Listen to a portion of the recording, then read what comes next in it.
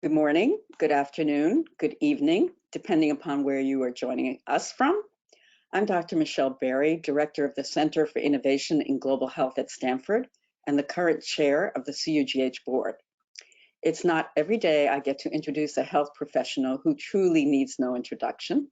Dr. Fauci has the distinction of being a global household name, a rare accolade for a doctor, and one we have seen comes with many honors, but also many responsibilities and burdens.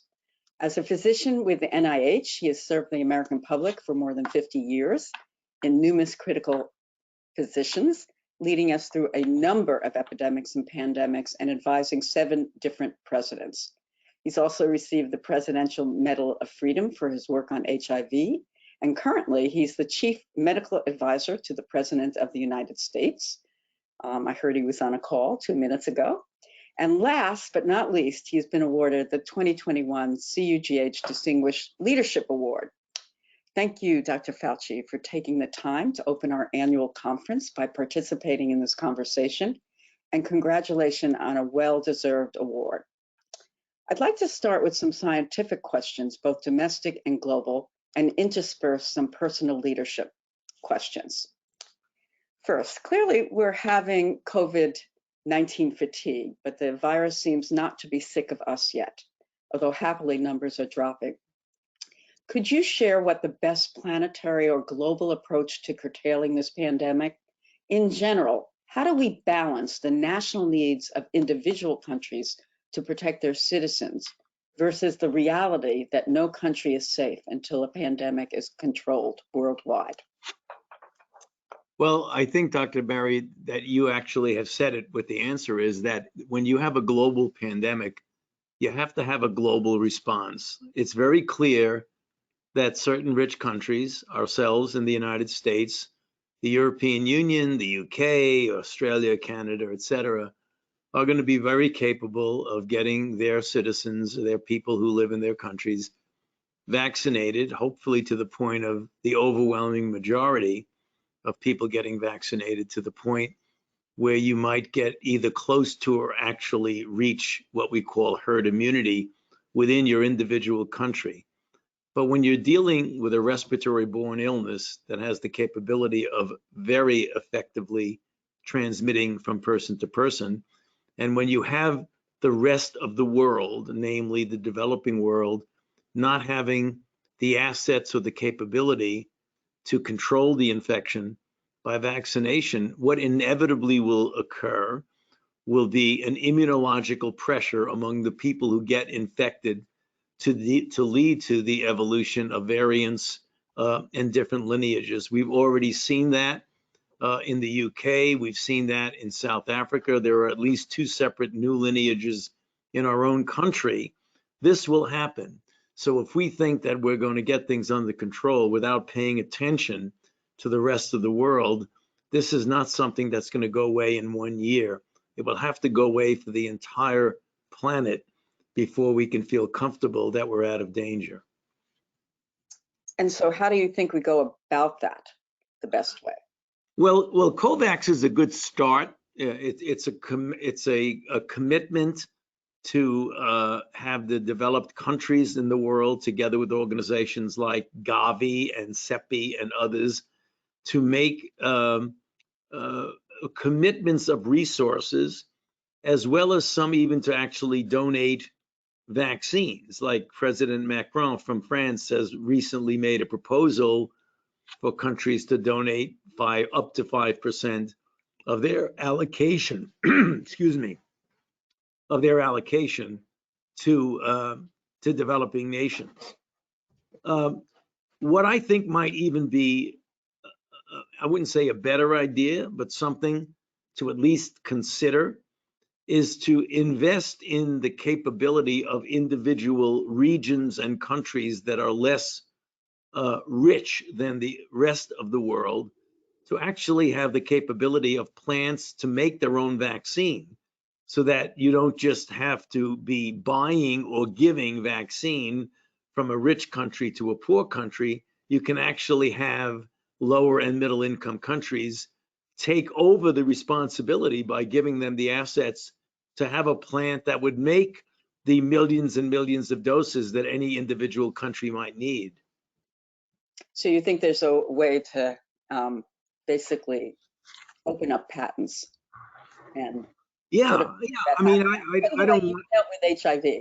Yeah, exactly. I mean, I use the HIV paradigm as a very good example.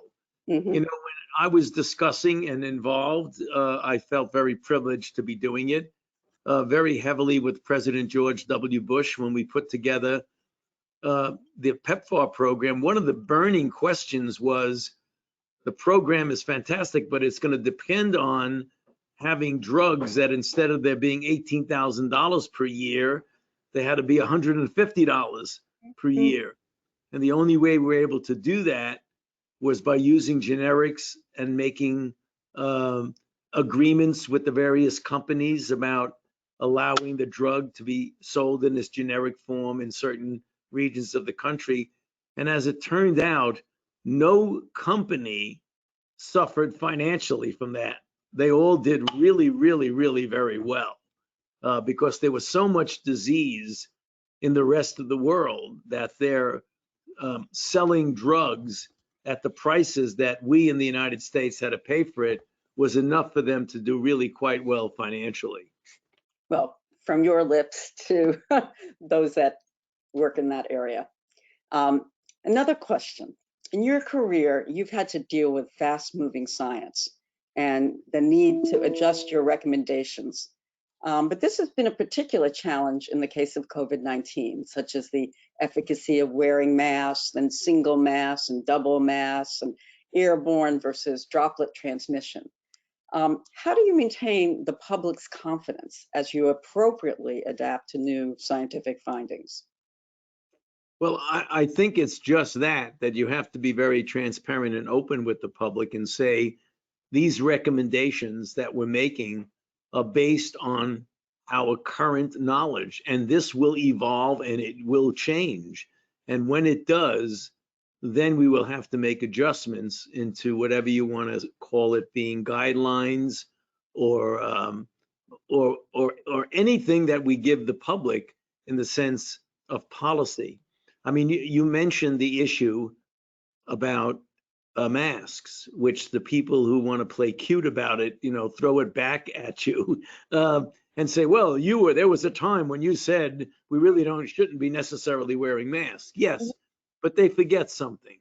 They forget what the circumstances at the time were. It was a time when there was a great shortage of PPE, including masks. And there was a great concern that by recommending everybody use a mask, that it would take away from the healthcare providers who absolutely needed it. And by the way, at the time, the CDC was saying that we don't necessarily need to use masks. Why?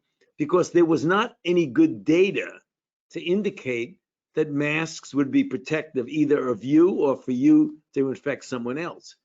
And then finally, we didn't fully realize that a substantial proportion, over 50% of the transmissions were coming from someone who had no symptoms. Then what happened to change it? What scientific knowledge changed? It was clear that there was no shortage because you could use cloth masks, and people were making their own cloth masks, and company were making hundreds of millions of masks. So put aside, you're wearing a mask doesn't take it away from a healthcare provider who needs it. Number two, the data started accumulating that in fact, masks were effective in preventing you from getting infected, but more importantly, from preventing you from infecting others. And then third, it became clear that people who had no symptoms were the major ones that were spreading infection. Therefore, everyone should be wearing a mask, including and maybe particularly those who have no symptoms. So it was an evolution of the science. It wasn't just flip-flopping, changing your mind. Well, while we're on this question of fast-moving science, I'm actually inundated by questions about how infectious are vaccinated older folks. who want to see and hold their unvaccinated grandchildren or children. Is there any better data as of yet of how infectious low carriage state can be in vaccinated, or what Not that yet, not yet, but we're getting hints from some studies. There was a study from Catalonia in Spain just last week, which showed that the level of virus in the nasopharynx was directly related to your ability to transmit to someone else. Very similar to HIV. Viral load determines the likelihood of transmission. High viral load, high transmission. Low viral load, low transmission. Then a study from Israel that was a few days later showed that when you vaccinate people and compare people who are vaccinated but get infected and have no symptoms versus people who are not vaccinated but get infected and have no symptoms, that the level of virus in the nasopharynx of the vaccinated people who got infected was dramatically lower than the level of virus in the nasopharynx of unvaccinated people who were infected, which by common sense extrapolation would tell you that it's very likely that if you're vaccinated and get infected, that you have a low enough viral load that you likely will not infect someone else. You haven't proven it yet. And that's why we're waiting to actually do the studies to get enough data to say what you're asking. If I'm vaccinated, can I in fact push back on several of the constraints of public health measures? The answer is likely going to be yes, but we're waiting for the science to tell us that. So a good example of fast-moving science and a good example of your being transparent about what we know and not know. So thank you about that. So the next question is that you're a public figure, and by nature of your position, you understand you'll be the target of criticism as you were during the AIDS crisis. But from the outside, or from actually the beginning of this has looked very different. It's much harsher, more vitriolic. I believe Steve Bannon called for your beheading. You were sent white powder in an envelope. But more importantly, there was targeting of your family as well. So my question to you is, as a husband and a father, how did you cope with these pressures and help your family deal with them? And the second important question, I think, is, do you worry that this may become the new normal for public health professionals? I mean, I have a very good friend who's the county commissioner, and she has 2 sheriffs with her in Santa Clara at all times. Yeah, I mean, the answer to the last question is I am concerned that this is going to become the new normal for health officials because there's been such a politicization and a divisiveness that has spilled over into the arena of public health. I mean, if there's anything that should be completely devoid of any kind of a divisiveness related to your political leanings, it should be public health. The fact that we have things like wearing a mask becomes a public statement or not, keeping distance or avoiding crowded places has become a political statement. With regard to my own situation, I mean, I have been threatened a lot, physically and otherwise. That doesn't bother me as much, to be quite honest with you. I have to. It seems a little strange. I would have never thought when I was going through medical school that I would have 2 federal agents that were armed with me all the time, including one that's about 15 feet from me now outside the door. That's crazy that a public health official has to have that. The idea of these people that are so intensively angry that they would threaten my children and my family really is, it's very difficult to comprehend that's the thing that is most, I wouldn't say annoying is not the right word, but really bothers me and angers me the most. Yeah. I hope it doesn't become the new normal. You called yourself the skunk at the picnic during the last administration. And I know you don't want to talk about politics or the past, but we watched you speak truth to the power and also hold fast to your oath as a physician. What lessons did you learn that may be of use for others particularly working in global health, where we often have to grapple with power dynamics and human rights issues? Well, I mean, you just have to go by your conscience and maintain your integrity. If once you lose it, you're done. Your credibility is gone. And I've seen that happen to people who are otherwise good people, where their reputation, was essentially destroyed because they were under such pressure to go along with something that they knew was untrue, as opposed to pushing back. You have to make a decision that, if you that as scientists, all of us, you and I and everybody else, the one thing that we do have that's so important, since science is discovery and the accumulation of knowledge, that if in fact you don't tell the truth or you allow untruths to occur in your presence, and therefore by not pushing back, you're being somewhat complicit in that, then you lose your credibility. And in science, if you lose your credibility, you really don't have much left, because science is so much based on credibility. So my advice to people who are getting into the field is stick by your principles. If you're in a situation where you're almost being pressured to compromise your principles, then get the heck out of that situation, because you don't really want to be there. I wonder how many times that went through your minds, but you don't have to share that. You don't have to share that. Let's talk about the next administration, which you're very much part of as the advisor, the Biden administration, which is promoting an all-of-government response to the climate crisis. You're now chief medical advisor. Can you share your thoughts on how you see climate change as a factor, particularly in future pandemics and spillover events? And what actions do you think this administration, I know I've seen their climate rollout, but what actions do you think are most urgent to prevent pandemics in the future? Well, I have to tell right off the bat, to be transparent, I'm not a climate change expert at all. But anything, and we've seen that particularly in the interface between the animal and the human world, that perturbation, and there are things that perturb that, climate could be one of them.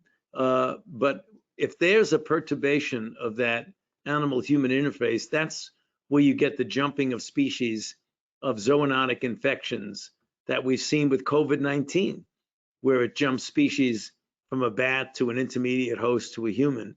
We've seen that with Ebola. We've seen that with HIV. So again, not being an expert or a subject matter expert in climate change, I do know that there are aspects of climate that do perturb that environmental balance enough that you do get a greater chance of there being a jumping of a pathogen, in this case mostly a virus, from an animal to a human. Do you think there's enough crosstalk in this administration between NIH and the climate, Gina McCarthy and John Kerry, so that there will be some discussion about this spillover? Yeah, I think so. I think we're seeing a little bit of that, but I think as we go on, we're going to see a lot more. The reason being, it's so clear that the president has made this quite a high priority. Mm-hmm. There's no ambiguity about that. And I think when you get the leadership signal from above, it trickles down to several of the agencies, which is what I anticipate will actually happen. Okay, now going back to large agencies, do you think there should be some central entity empowered to harmonize, prioritize, and collect big data from the many disparate studies of US federal agencies and big pharma studying COVID-19? And how might that be more formally organized, other than I know that there have been very fluid public-private consortia that have formed, but do you think there should be a formal mechanism for harmonizing all these studies? Or at least creating discussion? Yeah, I mean, at least discussion. I mean, I don't want to be saying that there should be a formal agency, but I know that there's so much information out there that it does need some sort of a harmonization and interconnectivity, because if not, you'll never be able to get it all together and absorb it in a meaningful way. Whether that's a formal process, I'm not sure. Could be. I don't think that one should rule it out. But I do think the major principle that you're getting at is absolutely true, that you do really need to somehow get that all coordinated. Yeah, the devil's in the details, I guess. Yeah, absolutely. Yeah. Let's go back to the virus for a second. You know, we know that there are variant strains of COVID-19 that are more infectious and possibly more lethal. Can you just give us your personal view as how you think these variants will affect actually the evolution and length of the pandemic? And also, I think you've already commented on reinfection, but there have been these scattered reports of reinfection despite vaccination or natural infection. So if you can just give us your overall view of this, of how it's. Well, there has not been reinfection with vaccination. There's been breakthrough infections with vaccination. Sorry, you're right. Yeah, right. But there has been reinfection of people who have been infected. And we've seen that in South Africa with the 351 variant that actually has been seen in people who were recovered from wild type and got infected, which tells you that prior infection isn't very good at all in preventing infection with the variant. The variants are going to play a major role. There are several of them. The one that we have in this country that is becoming more dominant is the one that's the UK variant, the 117, that actually is dominant in the UK and is becoming more dominant in the United States. The models tell us that by the time we get to the end of March, it likely will be the dominant lineage in this country. The good news is that the vaccines that we are currently using, namely the Moderna and the Pfizer mRNA, do very well against the 117. We know from in vitro studies and extrapolation from the J&J study that the currently used vaccines have a diminution by about 5-fold in protection against the new variant that's in the South Africa. However, there's enough cushion of a response in vaccinees who generally get very high titers in the 1 to 1,000s or more, that even if you diminish it by 5-fold, you still have enough to prevent at least serious disease leading to hospitalization and death. However, we shouldn't take too much solace in that, because these variants continue to evolve literally all the time. We even have some variants that looks like they've originated in the United States, a California variant, and then one other that's come up. So we need absolutely to keep our eye on that and to be able to respond by upgrading the various vaccines that, if necessary, they could cover the particular variant in question. The one that's most troublesome right now is the South African variant, but it could be a number of others as the months go by. Yeah. One of your superpowers is clearly, which you just demonstrated, is your clear communication style, where you often tackle a subject like what I asked you, present the facts, but always end with an actionable and hopeful statement. So what advice do you have to counter the pandemic of misinformation, what's being called an infodemic? What do you have advice for us in the field?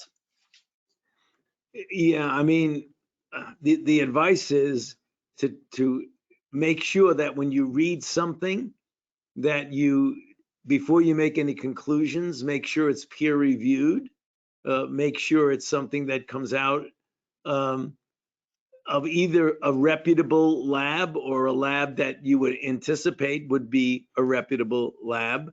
Stay away, as I do, from social media, because that does nothing but confuse you. I think social media at its best is a very good way to spread information if it's true, but it's also a deadly way of spreading misinformation.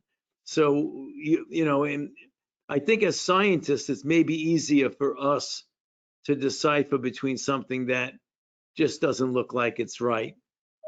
versus the general public who really don't have the training or the background to be able to separate things that clearly are misinformation.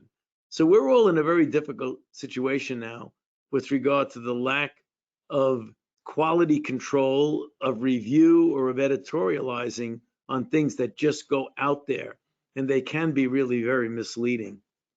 So do you read those preprints or you don't? No, I do. I have to be honest. I do, but I maintain a degree of skepticism about them. But you know, in credit to them, when the papers come out, there generally is not a lot of difference. I mean, there may be some of the things that they overemphasize that get pulled out when editors take a careful look and reviewers go over it. But the fundamental message of those preprint reports are very likely on the target most of the time. So getting to the end of this fireside, or no fire, because I'm in California, I don't want to talk fires. We are a global consortium of universities, and in your opinion, which high-income countries as well as low-income countries do you look to as the greatest successes in fighting COVID-19? And what were the main factors that contributed to their success, and what can we learn from them? Okay, so success can be a result of how big you are, how isolated you are, and the culture of your country as to whether when someone from above says, do it this way, that the country doesn't have any problem in doing that. So several of the Asian countries did very, very well. But if you look at it, it's a country that the culture is in Singapore, when the bosses of the country tell you to do something, you do it. And that's just the culture. In the United States, and in some cases, we're paralleled by our colleagues in the UK, very independent spirit. They don't like people telling them what to do. So the United States is the United States of America.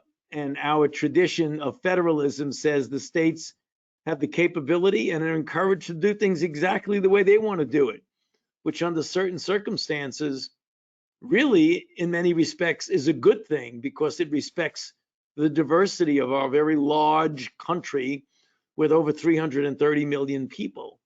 You get a country that's an island like New Zealand with not a lot of people on it, they can cut things off in a second and prevent influx into the country. Countries like Taiwan and Singapore have the culture that's able to do that. Some of the European Union countries are somewhere in between. You know, they're not authoritarian, but on the other hand, they do listen when the prime minister or the health minister say something. Where in the United States, there's always that pushback. I'm not sure I want to listen to what you're telling me. And I think that's one of the reasons why we have not done as well as we could have done throughout this outbreak. So you think even some of the lower income countries like Rwanda, which has done well, and India, which is doing better than we all predicted, Right. global health physicians, what do you think? How do you? Oh, I think Rwanda is the same way. When you have Paul Kagame as the president of your country in Rwanda, I mean, Rwanda does very well because they have a certain culture there that they all pull together. In some respects, with Museveni in Uganda, the same thing. Yeah. Yep. Okay. We have many students of global health listening to this conversation. How would you encourage these young leaders? Well, my encouragement to them is that global health has testified by what has happened over the last year, what has happened with outbreaks like Zika and Ebola and pandemic flu and HIV. If you even have the slightest inclination towards this particular discipline, it has to be one of the most exciting disciplines in the world. I mean, what other discipline could have such an impact on such a large number of people? So to me, I encourage young people who have even the slightest interest in health, particularly global health, to go for it because it's a very, very exciting discipline. And no matter where you are or what you do, what disease is your interest, or if all diseases are your interest, it certainly is a very gratifying choice of a life. Okay, I'm going to end with this question. When you look at your storied career, your successes and accomplishments, and perhaps failures, how do you want to be remembered? Sorry, that's a tough one. But... Well, I think someone who cared and invested all the energies and whatever talents I might have or not have, into doing something for public service. And public service takes many forms. You can do public service in things that have nothing to do with medicine. I happen to choose science and medicine as my avenue of public service. So I'd like to be remembered as a public servant. Thank you, Dr. Fauci. I assume you don't want to be remembered as the skunk, but maybe as the wise owl. Thank you very much, Mr. Church. Take care. Thank you. Bye-bye.